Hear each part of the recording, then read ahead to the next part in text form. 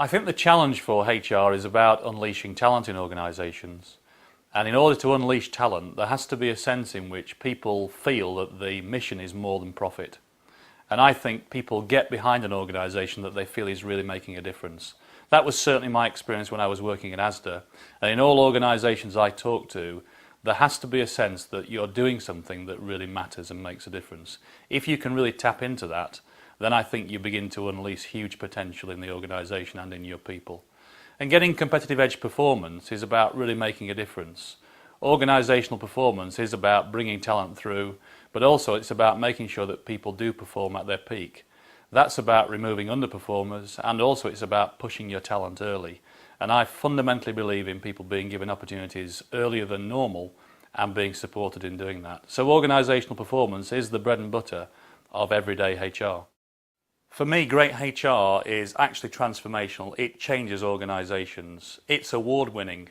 Lots of the HR that we did in Asda was award-winning. It's brand enhancing. It makes people want to apply and come to work for you. And actually it moves the metrics of the organisation. It can be tangibly proven, and I'm very much into measuring what's being done rather than just talking about it. So the results have to be tangible. HR is often seen to get it wrong, in my view.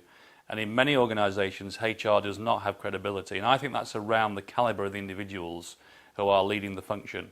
I meet so many people who I feel have poor credibility and poor calibre, and that is dragging down the reputation of HR and its ability to transform organisations.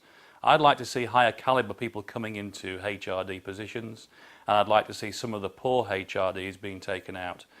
I really like people who do what they say they're going to do and deliver rather than just talk about it.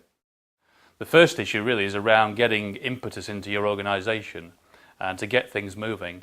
Often that's around cost cutting, and I think there are some very imaginative things happening through some organisations in terms of people taking longer holidays, people taking shorter working weeks, and lots of things that are around ideas to cut costs in the business.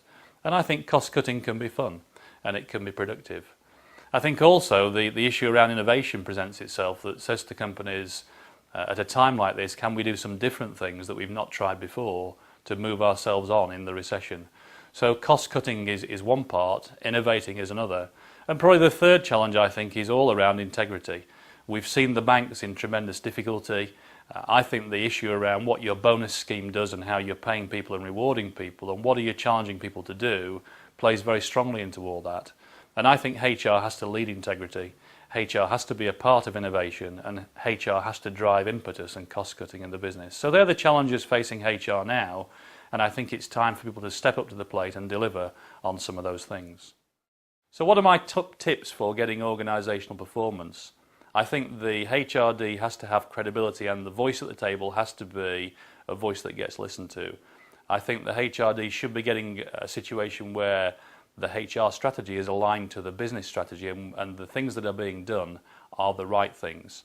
And I think HRDs that are effective for me are those that are the conscience of the organisation and are ensuring that the behaviour inside the organisation is actually seeking to maximise performance, reassure people, and to make them feel that the organisation's doing the right thing.